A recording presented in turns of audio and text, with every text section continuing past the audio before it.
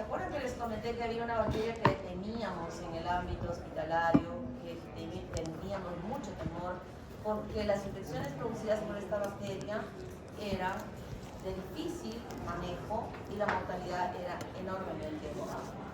Esta bacteria tiene características muy especiales, es ubicua en todo lugar. El lugar inicial donde se infecta es en el tubo digestivo y luego puede infectar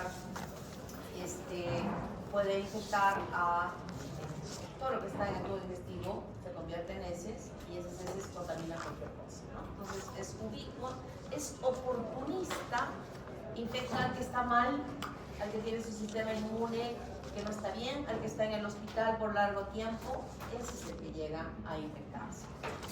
Y tiene muchos agentes de patogenicidad propios en su estructura y ha capturado todo lo malo que puedan tener las demás bacterias, también es parte de la bacteria. Y la frecuencia de las infecciones que se producen fundamentalmente es en las áreas hospitalarias, no tanto en la parte de las casas, que también puede producir, no estoy diciendo que no, puede producirse. Entonces, ¿qué características le sumamos a este hecho de que sea infecciones, que se produzcan infecciones en los hospitales? ¿Qué le sumaríamos como característica de esta bacteria? Puede tener resistencia a los antibióticos. Puede tener resistencia a la terapia y gran resistencia. Entonces, fíjense todas las armas que tiene esta bacteria para ocasionar daño, y cuando se produce una infección, en ella ya estamos temiendo de que esta persona pueda morir y tenemos que llamar al párroco del hospital para que le haga la confesión, y al abogado para que haga el testamento de lo que va a dejar, porque con toda certeza en un porcentaje altísimo va a fallecer. Es un bacilo gram negativo pequeñito, tiene su capa polisacaria limo y su flagelo polar, que le va a utilizar en la movilidad, en su estructura externa, que es lo que podemos visualizar.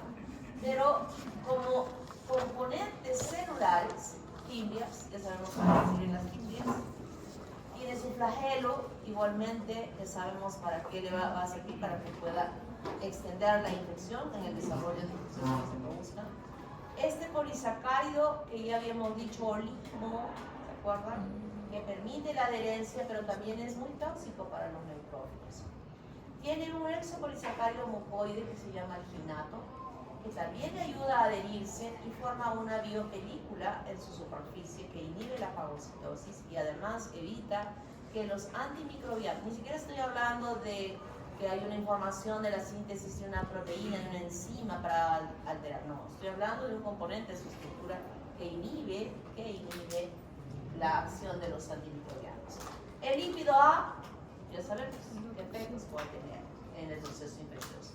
El antígeno O protege a la bacteria del complemento. Protiene o produce unas proteínas de shock térmico que permite la adaptación de la bacteria al medio, permitiéndole su supervivencia e induce una respuesta por el huésped, pero es una respuesta fútil, inútil, porque no podemos hacer, nuestros mecanismos de defensa no son eficientes contra él. Y además produce una gran gama de factores extracelulares, entre toxinas y enzimas que van a hacer que el proceso sea muy grave. Proteasas que producen adherencia tisular, facilitan la invasión de los tejidos. Necrosis, destruye el tejido, lo daña, lo destruye. Y esta es una parte importante que muchas veces va a ser necesario mutilar a algunos segmentos del cuerpo porque son inservibles y no va a haber ninguna posibilidad de recuperación. Degradan IgG e IgA, ocasionan daño en la córnea en aquellas personas que utilizan lentes de contacto y que no siguen las indicaciones correctas del oftalmólogo en cuanto a su uso. Lavado prolijo de las manos antes de quitarse y luego también lavarse bien para colocarse. Y esto debe estar en una solución aséptica que venden y no es que, ay, me olvidé y todavía he visto yo así. O sea, terrible. Me han visto su boca, cómo es, ¿verdad? Y se lo meten así. Entonces, esto es, muchas veces hay complicaciones de infecciones de la córnea por esto. También puede dañar al colágeno 4 y 7, sobre todo en los quemados, los pacientes quemados. Produce una exotoxina A que bloquea la síntesis proteica, y sabemos que cuando hay bloqueo de la síntesis proteica hay necrosis, que se va a sumar a la que produce esto. Entonces hay tejido necrosado que se va a ir desarrollando. Esta misma exotoxina es citotóxica para los macrófagos, facilita la invasión de los tejidos vecinos en la diseminación de la bacteria, estimula una leucocitosis que la encontramos en el hemograma, pero de nada sirve, e induce la formación de anticuerpos que tampoco sirven, no son útiles para contrarrestar la acción de esta exotoxina. Produce una exoenzima S facilita el daño en los pacientes quemados, y R facilita el daño en las infecciones respiratorias pulmonares, provocando igualmente necrosis pulmonar, y puede diseminarse hemáticamente y dañar también otros tejidos. Produce una citotoxina que es letal para los leucocitos. Las fosfolipasas dañan, ustedes saben que existen las membranas celulares y van a ser afectadas, dañadas y destruidas. La ferripioquelina capta hierro del entorno del paciente. La pioverdina igualmente. La piocianina lesiona el epitelio y dificulta la función celular, sobre todo a nivel del tracto respiratorio, y se asocia a ferripioquelina liberando radicales de oxidina. Tanto pioverdina y piocianina, como hay otras pseudomonas que tienen piorubina, son componentes que pigmentan, aparte de tener estos funcionamientos que estoy mencionando, también pigmentan las secreciones. Y es una ayuda importante la pioverdina, es una ayuda importante para que clínicamente nosotros ya podamos estar haciendo el diagnóstico de una infección por pseudomona por las características de esas secreciones, que la vamos a ver en este momento. Entonces, los cuadros clínicos producen infecciones del tracto respiratorio, infecciones urinarias, en pacientes diabéticos puede producirse esta infección, infecciones osteoarticulares en personas que cuando se les hincha la rodilla y se llena de líquido, yo he visto muchas veces a gente que no tiene nada que ver, que no son médicos ni nada, que agarran, meten la jeringa para aspirar el líquido que está ahí inflada en la articulación. ¿Cuánto riesgo de infección? No solo con esta bacteria, sino con otras muchas más. Infecciones oculares ya lo hemos mencionado, fundamentalmente en el uso incorrecto de los lentes de contacto. Infecciones óticas, cuando se meten a una poseta, hemos hablado de las piscinas infectadas, ¿verdad? Pero solo hemos hablado de Escherichia coli. Pero podría ser cuando se van de paseo a algún lado y encuentran una piscina ahí y está haciendo mucha calor y se meten en la piscina. El agua puede quedar acá. Y luego viene la infección por pseudomonas a nivel del conducto auditivo externo. Infecciones cutáneas, no solamente en pacientes quemados, puede ser en cualquier otro tipo de lesiones a nivel de la piel, en pacientes que tienen accidentes de tránsito, por ejemplo, que tienen múltiples fracturas, con fracturas expuestas, que tienen que permanecer en el hospital para su recuperación, porque cuando hay una fractura así, no abierta, sino cerrada, no expuesta, les ponen el yeso y todo lo demás y pueden irse a sus casas sin ningún problema. Pero cuando hay una ruptura de la piel por el hueso, que se llama fractura expuesta, hay que curar, y puede ser múltiples, hay que estar curando y viendo y observando, y se quedan en el hospital, y aquí se puede sumar una infección por esta bacteria. U otras infecciones, como por ejemplo las úlceras de decúbito, las úlceras varicosas, el pie diabético, pueden ser infecciones o lesiones que podrían facilitar una infección por esta bacteria. Y a partir de cualquier foco producirse una bacteriemia, y a partir de esa bacteriemia llega la bacteria a cualquier lugar, pudiendo ocasionar endocarditis, infecciones meningias o en cualquier otra área del cuerpo. Lamentablemente, cuando hablamos de pseudomona, como no hay nada de quien la pueda matar, va a evolucionar prontamente a ser una septicemia. Y es la septicemia la que va a matar a este paciente. Miren, este paciente quemado, por ejemplo, ya se metió pseudomonas. Este paciente, por la infección por pseudomonas, por la toxina, exoenzima A, va a llegar a distancia, ocasionando la muerte de este tejido. Entonces se le va a amputar el dedo, sigue afectado, la mano, sigue aguantando el brazo. E igual que en este caso, va a suceder en los miembros inferiores. Se va mutilándose para poder salvar la vida del paciente, sumado a la medicación que se pueda dar, pero este tejido ya no sirve. Hay que eliminar. Aquí se le metió una espina por la uña. ¿Cuántas veces nos pinchamos con algo, verdad? Debajo de la uña. Este color nos dice es Pseudomonas. ¿Quién está allí? Aquí está el lente de contacto. Miren este color. Este ya es más grave. Aquí hay un hipopium cargado de secreción purulenta, pero una secreción purulenta verdosa y la córnea está totalmente comprometida. Infección en la orilla. Y aquí este es el color. Miren este color. Este color verde, ese verde bonito que estamos viendo ahí, es el que nos dice está Pseudomonas. Y en un paciente que tenemos en sala, si es un gran quemado, donde tenemos, si ustedes han entrado a sala alguna vez y van a entrar a sala, van a llevar su ropa de sala, con su mascarita, su gorro, y se van a poner sus zapatitos y van a entrar ahí, ¿no? A pararse en una esquina, a observar no sé qué, porque ni siquiera pueden aproximarse a la cavidad abdominal que está exponiéndose. Ni el interno puede ver. El interno está parado ahí con sus dos fierros así. Todavía dicen, mueve tu cabeza. Soy puesta. Estoy simulando lo que yo hacía. Más fuerte, se está cerrando la cavidad. Ya uno ya no tiene ni fuerza. ¿Ha visto algo? Nada, porque la cabeza del cirujano y del otro están ahí.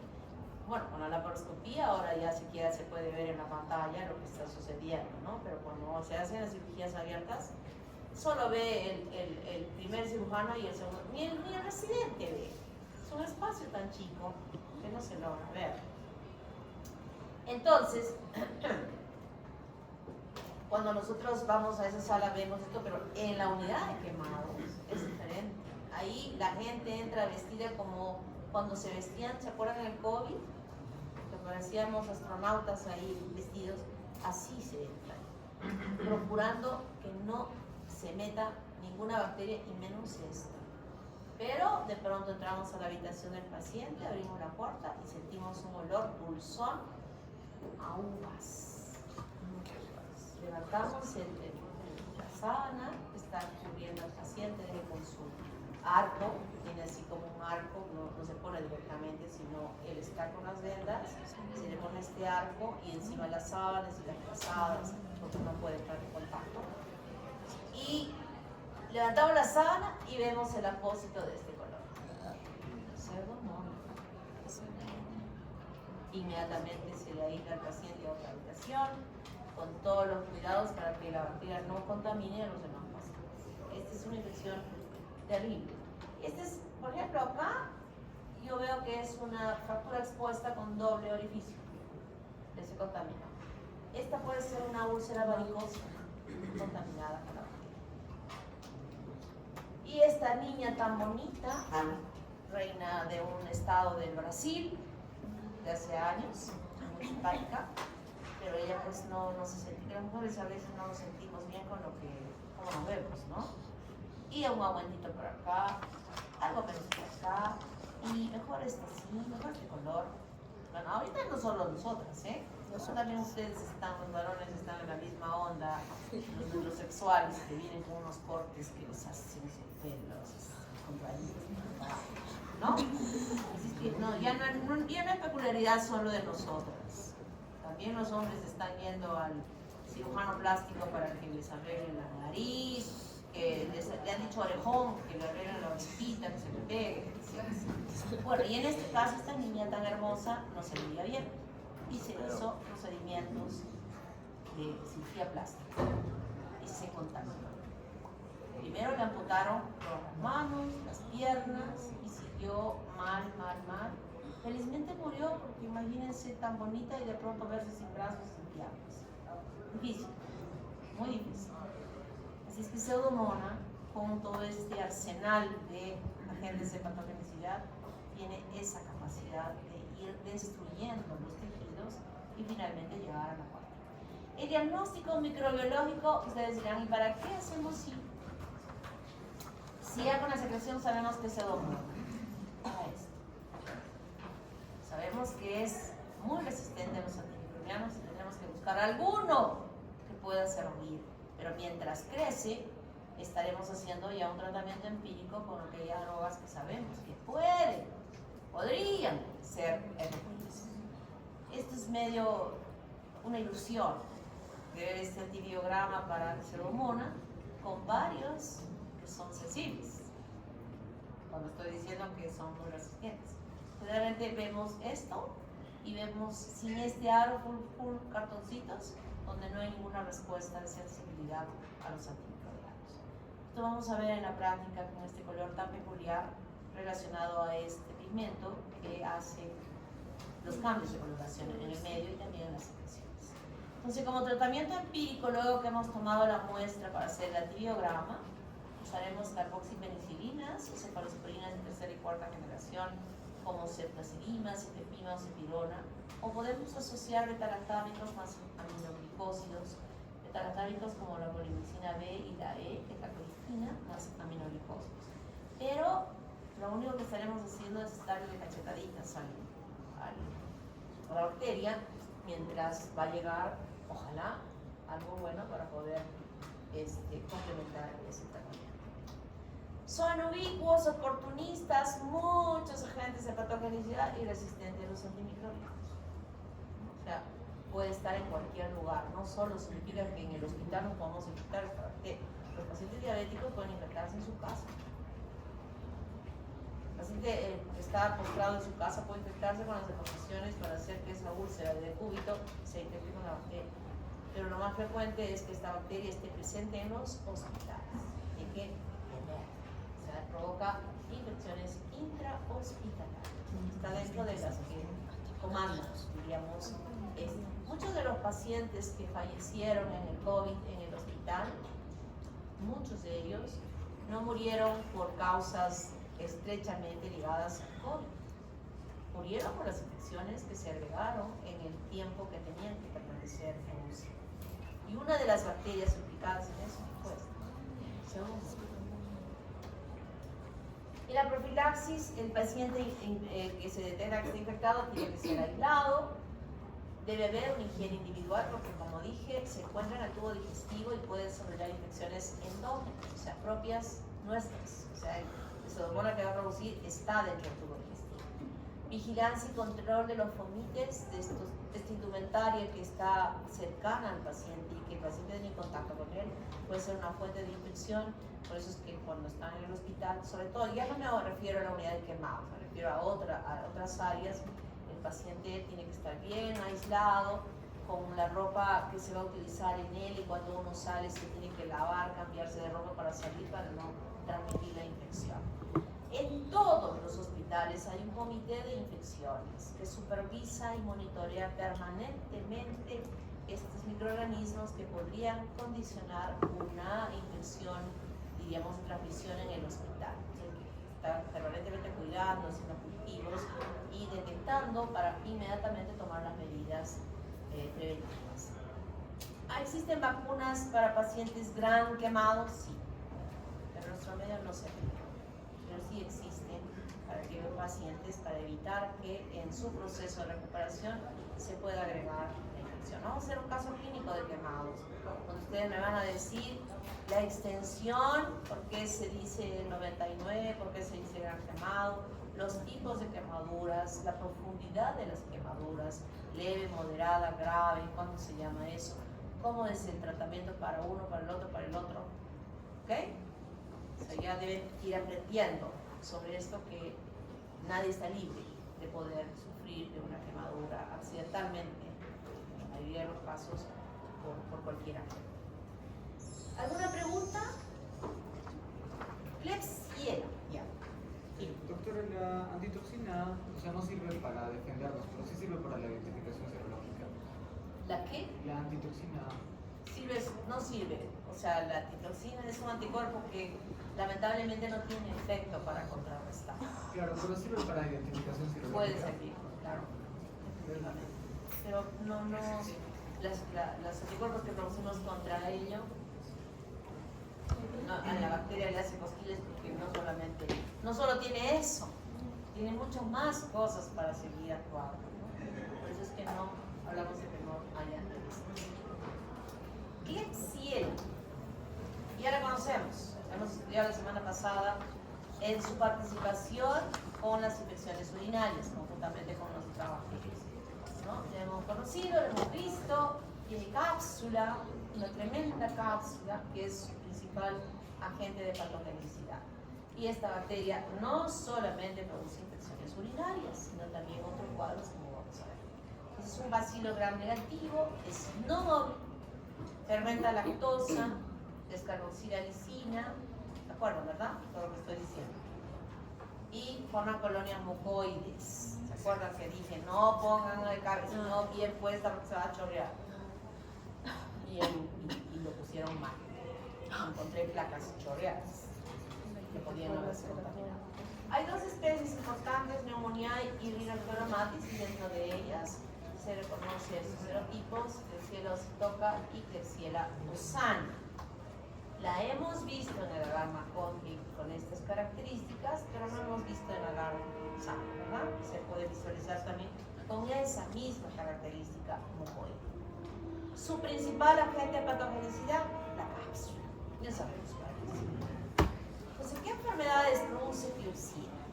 Klebsiella pneumoniae produce, aquí abajo, infecciones urinarias, ya lo hemos estudiado, con los serotipos 8, 9, 19 y 24, ocasionando infecciones urinarias bajas que luego pueden extenderse hacia la parte superior, desarrollando una pielonefritis, ¿verdad? Ya la sintomatología y todo lo demás lo conocemos. Pero también puede producir neumonía por aspiración. La neumonía por aspiración es muy, muy grave. Se produce cuando una persona pierde la conciencia. Y como resultado de esa pérdida de conciencia, dependiendo de cuál sea la causa, puede ser pérdida de conciencia por alcohol, puede ser pérdida de conciencia por algún traumatismo encefalocraneano en un accidente. Lo que va a suceder es que haya edema cerebral en el segundo caso, y este edema cerebral se traduce con vómitos. El paciente o la persona que se cae, se golpeó la cabeza y al poco tiempo está vomitando, es una urgencia que se ha llevado al hospital. Urgente, porque eso está traduciendo edema cerebral. El edema cerebral puede enclavar las amígdalas, ¿se acuerdan, no? De anatomía. Sí. Y podría morir rápidamente.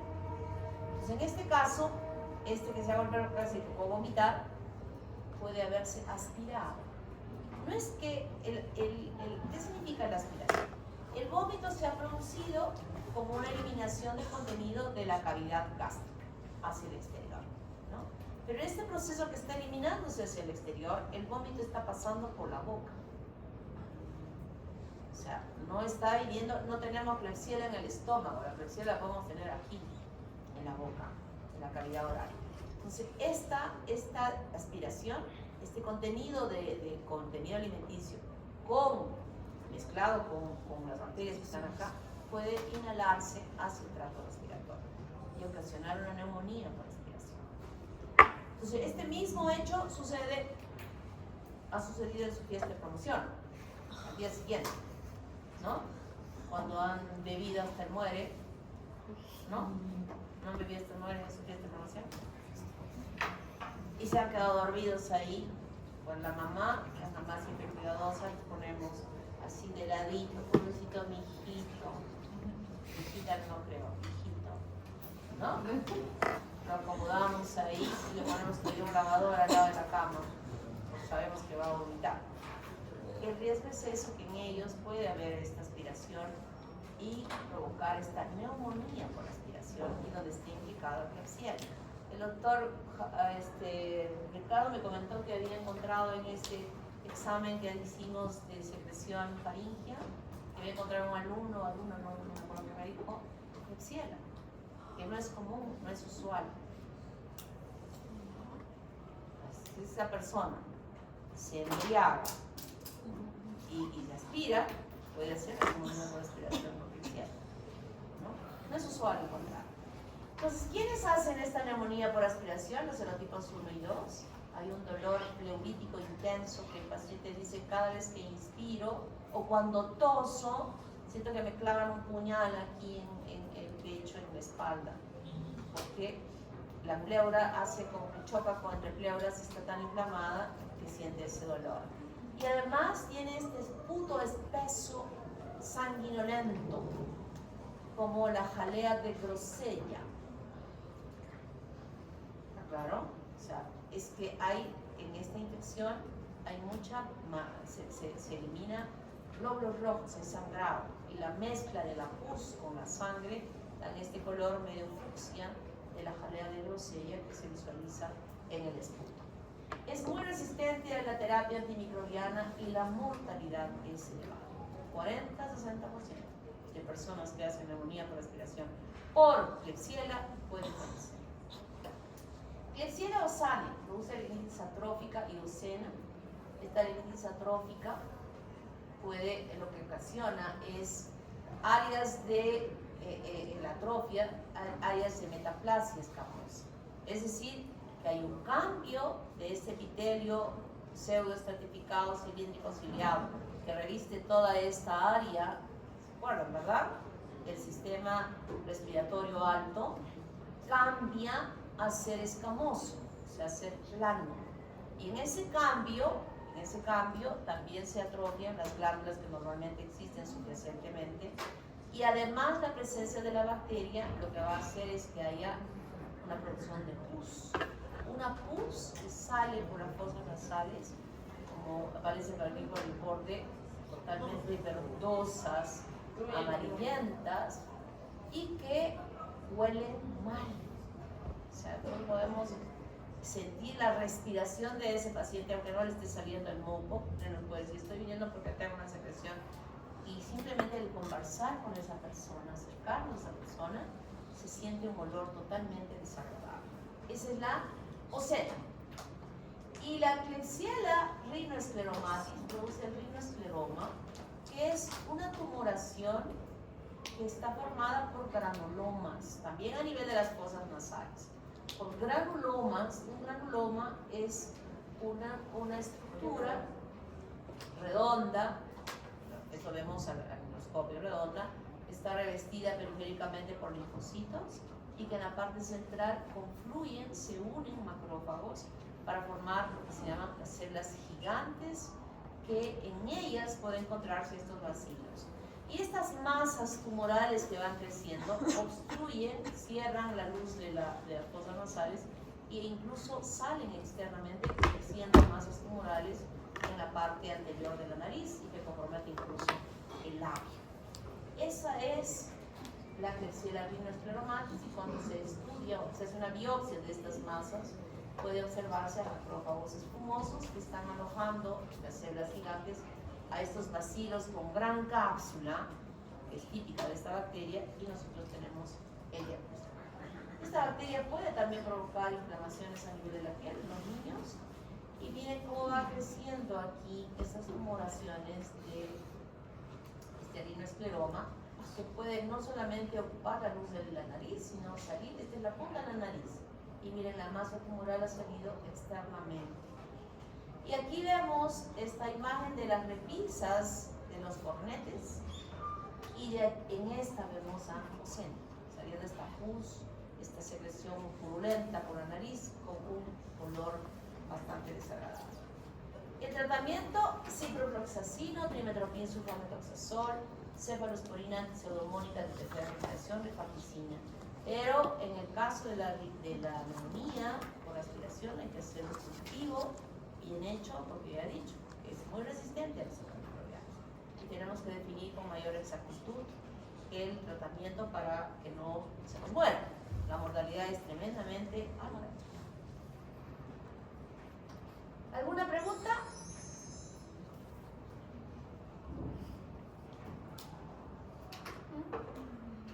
Ninguna. Se me acabó el agua. Así que se me va a secar la garganta. Helicobacter pylori.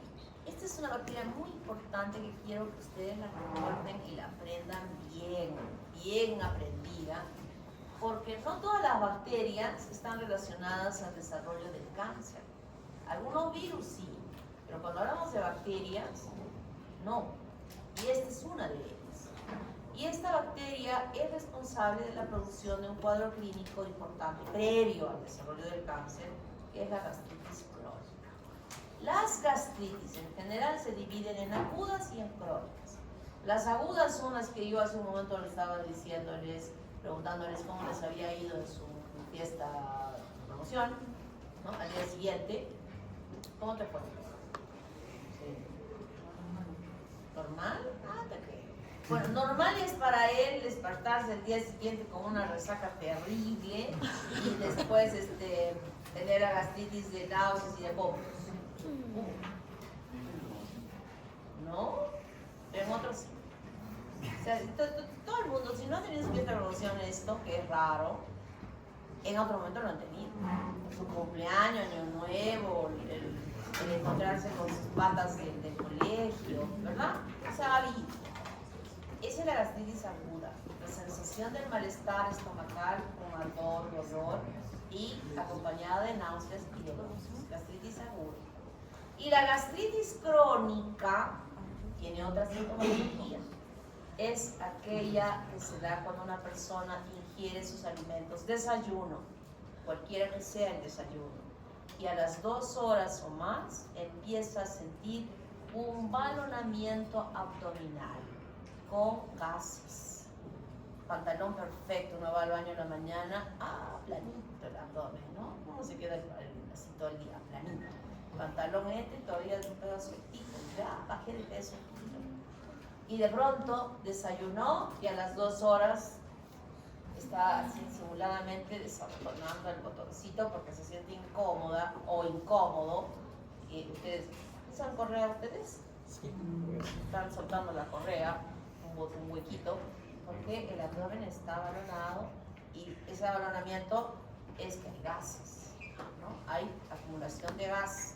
Claro, en la casa ya no hay problema porque después del almuerzo como que no hay tanto problema con el balonamiento porque eliminan los gases libremente en su casa. Pero cuando están acá no lo pueden hacer. Entonces se va balonando. Y la gente piensa, se adapta a ello porque esto es progresivo, de poquitito a más, y se acostumbra. Y cree que es normal. Y no estoy hablando de frijoles, ¿eh? Estoy hablando de otro tipo de alimentos. Los frijoles siempre va a haber gases, pero en cualquier alimento. Entonces, esto se llama gastritis crónica. Se llama gastritis crónica. Y nosotros sabemos que en el caso, este caso, no solamente se puede ver a esto, también hay otros casos asociados al consumo de ciertas medicaciones sostenidamente, de, por ejemplo, antiinflamatorios no esteroideos o otro tipo de medicaciones que se puedan emplear para diversos tratamientos de diversas enfermedades. Pero la mayoría de los casos, cuando hablamos de gastritis crónica, está asociada a la presencia de esta bacteria, definitivamente. Entonces, Helicobacter pylori tiene esta característica, es un bacilo medio curvo o espiralado con un penacho de flagelos en uno de los extremos, muy importante en el desarrollo de su patología. Existen varios, en el género existen varias especies, pero nos importa solamente esta, en las gástricas, Helicobacter pylori. ¿Cómo es la patogenia de esta bacteria? La bacteria ingresa por la vía oral, contaminando agua, contaminando verduras, alimentos, contaminando platos no, porque plato no, a no ser que le demos una lamida al plato, ¿no? Cucharas, tenedores, utensilios que no sean bien lavados, contaminando esto de los arequipeños, de qué vieja tiene el vaso, usando un solo, han vuelto, ¿no? Estoy observando que han vuelto a esa costumbre, que después de la pandemia yo dije, ay, qué bueno, ahora cada uno va a usar su propio vaso. Nada. Hermano, te amo, todos se abrazan, se quieren. Y parte de ese cariño es compartir el vaso. Y compartir el vaso con la salivita acá, en los bordes. El otro agarra y la salivita está ahí. Hemos hablado de, recuerden, hemos hablado de salmonela típica. Y he hablado y he dicho que cuando hemos hecho el estudio para el pisco sour, que hemos hecho múltiples diluciones del pisco y que salmonela creció igual en el pisco. O sea, no me vengan a decir, no importa, porque el alcohol de la cerveza mata. No, el alcohol del pisco no mata. Probado, Estoy diciendo que ese estudio lo hemos hecho. Pero no mata. No mata. Así que en la saliva está la bacteria. Y ojito, ahorita estamos hablando solo de esta bacteria. Más adelante vamos a hablar de muchos virus que también se transmiten por la saliva. Pero y por eso, porque los voy a ver seguro el día de testicatólica. No sé si habrá licor, ¿habrá licor? No, dicen No va a haber, ¿no? prohibido, dicen. Sí, porque después se andan peleando. Y por si acaso van a palpar, ¿no? Va a haber mujeres que a las chicas que pueden estar llevando bajo sus indumentarias, si es que hay alcohol, ustedes que llevan bolsas plásticas, igual. Ya sé dónde pueden llevar, porque me voy a poner unos glúteos de este tamaño, no pueden tocarse acoso, ahí van a llevarse. Bueno, entonces ya sabemos por dónde viene la bacteria ingresando por vía oral. Lleva la cavidad gástrica ácida y la bacteria escapa a esa acidez por la gran movilidad que le dan los flagelos de atravesar esta capa de moco que está sobre el epitelio. Esta es la célula y hay una gruesa capa de moco que reviste toda la cavidad gástrica. Si la bacteria llega acá, atraviesa con sus flagelos y se ubica aquí sobre la superficie de la célula del revestimiento gástrico. Allí se adhiere y utiliza, ya va produciendo una enzima que es la ureasa, que va a actuar sobre la urea convirtiéndola en amoníaco para modificar el pH a un tanto alcalino que le favorece su supervivencia.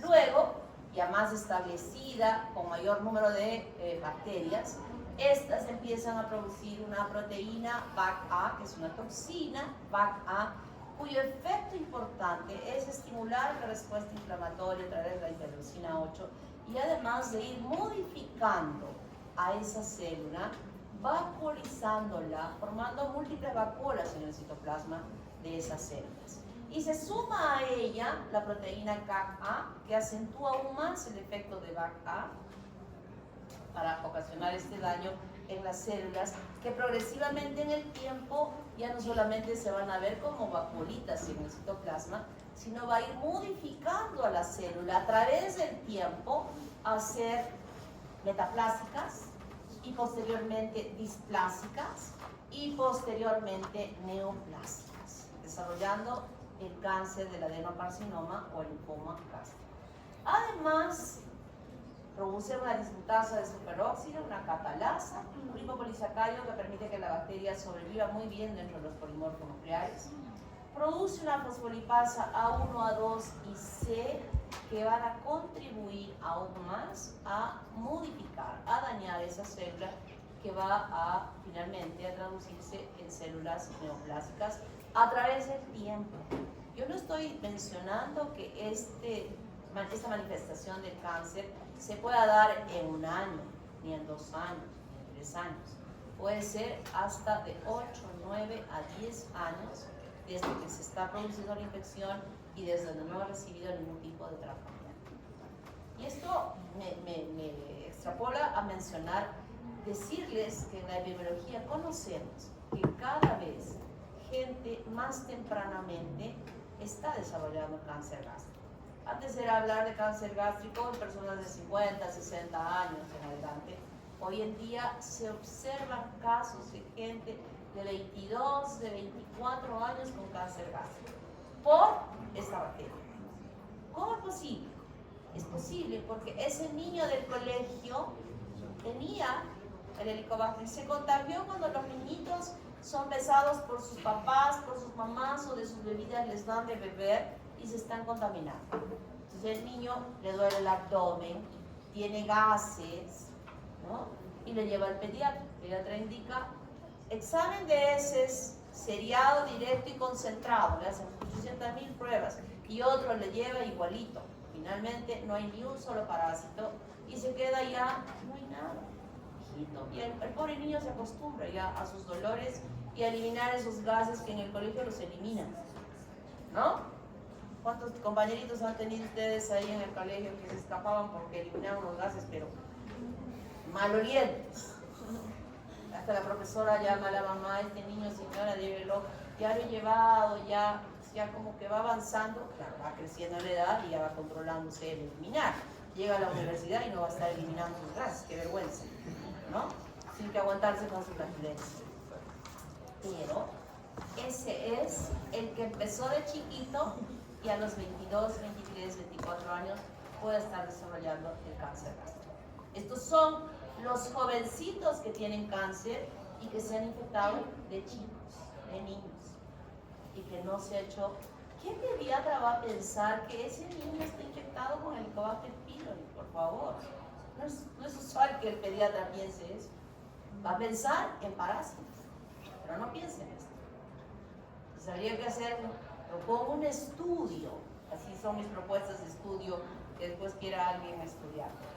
Y hoy en día se puede hacer endoscopías en los niños, sí se puede, porque los dispositivos para endoscopía cada vez son más finitos, más delgaditos, ya no son, antes eran así de gordos, imagínense tragarse un endoscopio de este grosor, terrible, ahora son cada vez más finitos, menos molestosos. Y entonces, luego que la bacteria ingresa, coloniza el estómago y puede extenderse incluso al duodeno, provocando gastritis, duodenitis, evolucionando luego a poder hacer una úlcera duodenal o una úlcera gástrica. Ya he dicho la sintomatología de la úlcera también. Pero puede perforarse. Y al perforarse va a haber sangrado. Un sangrado que puede eliminarse a través de un vómito o un sangrado que no lo percibe a través del vómito, sino cuando ha eliminado melena al día siguiente. Cuando ve su deposición en el baño, negra, como la brea. Y va y dice, ¿qué es eso? Tuve un paciente que lo tuve a distancia, creo que era de Huancayo en la pandemia, y un día me dice, doctora, he eliminado una, licencias bien raras hoy día que están negras. Le digo, a ver, envíame una foto. Y me envió la foto. Dije, inmediatamente se me va al hospital, a la clínica donde vaya. Y empecé a preguntar, ¿no? ¿Y ayer cómo se sintió? Bueno, desde ayer me siento un poco débil, pero ayer en un momento casi me desmayo. Fue el momento en que se rompió, se ulceró, se perforó la úlcera y empezó a sangrar. Y entonces, después de que ya fue, se contactó conmigo y le pregunto después, ¿no? Le digo, ¿y usted antes tenía lo que les digo, balonamiento, eso? Sí, doctora, tenía hace mucho tiempo, pero yo pensé que era normal. Yo pensé que era normal, porque nos habituamos a algo que es todos los días y como se instauró poquito a poquito, como que la gente no se da tanta cuenta y resulta ser que no es normal. Él no vomitó sangre, pero sí tuvo la melena. Entonces no necesariamente va a haber vómito de sangre, que puede haber, pero lo que sí vimos es que hay melena. Y a través de los 8, 9, 10, 11, 12 años, depende de cada persona, se establece el cáncer gástrico o el linfoma gástrico en ese lapso de tiempo. Las manifestaciones clínicas, al principio gastritis aguda, que muchas veces se dan cuenta cuántas veces han amanecido ustedes sin haber bebido el día anterior, con un poco de náuseas, ¿no? Una molestia, de fastidio en el estómago, un poco de dolor, y la mamá les ha dicho, tómate una cucharita de bicarbonato. Tomaron bicarbonato y se les pasó. Podría haber sido la instauración de una gastritis aguda, que muchas veces pasa solapadamente. Y luego ya evoluciona la gastritis crónica superficial. Estos en realidad son solo dos elementos de aquel diagnóstico anatomopatológico que se hace en la biopsia, que son una secuencia enorme de gastritis crónica con diferentes características en el estudio anatomopatológico, hasta llegar a la úlcera gástrica o duodenal, el adenocarcinoma gástrico y el linfoma gástrico. Entonces, cuando una persona tiene esta sintomatología que estoy mencionando y que ustedes van a ir hoy a su casa y van a preguntar, papá, yo te he sentido que andas eliminando gases medio terribles, a ver, cuéntame. ¿Sientes esto? ¿Sientes aquello? ¿Sientes lo otro? Y si dice papá, sí, sí, sí, tienes que ir al gastro. Debes ir al gastro. Y el gastroenterólogo le va a hacer este examen que no nos interesa solamente si tiene o no tiene la bacteria, nos interesa el daño que esa bacteria ya haya podido desarrollar en esa mucosa. Pues el gastro, el endoscopista va a ver, miren esta mucosa con unos puntitos rojos, que no es lo normal, que el color es totalmente homogéneo. Estos son imágenes de gastritis crónica, esta ya es la crónica. Y en el diagnóstico que tiene que hacer el gastro, nos interesa esto. Esto es lo que ustedes van a ver en la práctica de una biopsia gástrica, donde ahora nos interesa solamente ver la presencia de la bacteria, y cuando estén haciendo patología van a ver el daño que va a ocasionar lo que estoy mencionando de la gastritis crónica, erosiva, atrófica, etcétera, cómo se ve la mucosa histológicamente, pero van a ver en patología. Pero ahora es simplemente identificar a la bacteria en esas muestras. El examen microbiológico no lo vamos a hacer, lo hacemos cuando esa persona, ojo, mucha gente piensa que habiendo recibido un tratamiento para esta infección, ya no más se va a infectar. No, es como una faringitis, que me puedo volver a reinfectar y reinfectar y reinfectar. Terminé con ese chico que me infectó, pero el otro también tiene, me volví a reinfectar.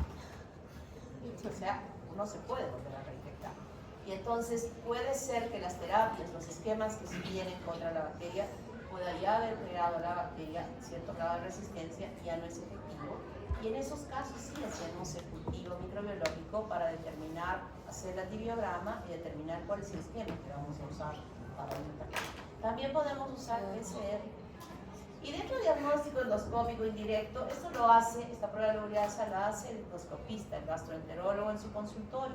Pero con ello solamente está reconociendo de que hay Helicobacter pylori, pero él no sabe cuál es la magnitud del daño histológicamente que se pueda tener. O sea, que yo vea atrofiado, puede ser que haya incluso ya lesiones malignas, o puede ser que no las haya. Eso no los va a decir el patólogo, no lo va a decir simplemente el endoscopista. Salvo que cuando está haciendo la endoscopía de pronto se encuentra con una masa tumoral exofítica que está dando hacia la luz de la cavidad. Esa es otra cosa. O sea, ella, hasta el señor de la puerta va a decir, eso es un cáncer, ¿no? Cuando hagan sus prácticas en el hospital van a poder reconocer cómo son macroscópicamente las lesiones neoplásicas. Y las podemos reconocer y eso es bueno. Nuestros profesores de hematología, creo que ahora ya no lo están haciendo, pero nos llevan a los hospitales para ver las biopsias, o sea, los tejidos macroscópicamente antes de procesarse y ver el microscopio. Eso es bueno, porque eso es lo que ustedes podían estar observando en el pueblo y decir, esta lesión en la punta de la nariz no parece algo bueno, mejor se vaya, lo mandamos a la ciudad. El diagnóstico no endoscópico es la detección de anticuerpos, que puede ser en suero o en saliva, para saber si tiene o no tiene la bacteria. Esto sirve conjuntamente con el urea Brit test, que es exactamente aquel procedimiento que se hace para detectar a los borrachitos que vienen de Camaná o de Mollendo, donde el policía le dice sople para medir el grado de alcohol que tienen y no puedan manejar. Yo no he visto en Camaná que los paran a los carros a un lado, ¿visto? Están ahí parados los carros porque les han detectado y no pueden seguir manejando. Más he visto en Mollendo, en la salida, que había fila de carros de borrachitos. No podían seguir manejando. Entonces es el mismo procedimiento que puede detectarse la presencia de la urea con reactivos especiales y nos dicen está infectado. Entonces, ¿para qué usamos esto? Para monitorear el tratamiento y también para monitorear a la pareja, porque el tratamiento es conjunto. Yo puedo sentir toda la sintomatología, pero mi pareja puede no estar viendo la sintomatología que yo tengo. Todavía cuando se le dice, tú también tienes que tomar, dicen, ¿qué? ¿Estás loca? Yo estoy bien, ¿no? O loco, inversa, ¿no? Yo estoy bien, ¿por qué voy a tomar? Pero tienes, ha salido. Y tienes que tomar. Porque si no es un tratamiento de dos, por eso les decía, es como una infección de transmisión sexual, porque está su foco infeccioso que lo va a besar y va a infectarse, infectarse, infectarse. Por eso el tratamiento debe ser conjunto. Esta es una biopsia con una coloración especial de plata, donde se ve claramente este nido de Helicobacter pylori al fondo de la grama. Nosotros no vamos a ver con esta, sino vamos a ver con H y E, con la coloración de H. El tratamiento se extiende a antibacterianos, bismutol y antiulceroso. Cuando no se conocía mucho de esto, el tratamiento iba a esto y a esto, y entonces la gente moría con el cáncer, con el hígado. Pero hoy día tenemos esto y ustedes en su caso clínico, en sus grupos de práctica, nos van a explicar cuáles son los esquemas que se emplean en el tratamiento. La primera vez que hizo tratamiento, la segunda vez que hizo tratamiento, la tercera vez que hizo tratamiento. Hay diferentes esquemas que se aplican, que se utilizan, que son efectivos, pero recuerden, una persona puede volver a reinfectarse. Y cuando ha sido diagnosticado de esta infección, si es que es joven, siquiera cada 3 años, aunque no siente sintomatología, debe hacerse la endoscopia. Si es mayor, incluso cada año hay que hacerse la endoscopia para ir monitoreando si es que ha habido algún cambio, o si ya empezó a ser daño la bacteria en esa persona. Muy bien, tenemos 1 minuto para tomar las decisiones.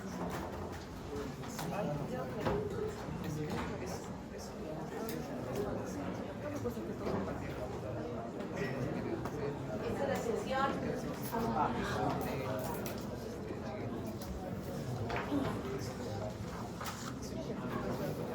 Esa niña que está llegando, se puede tomar.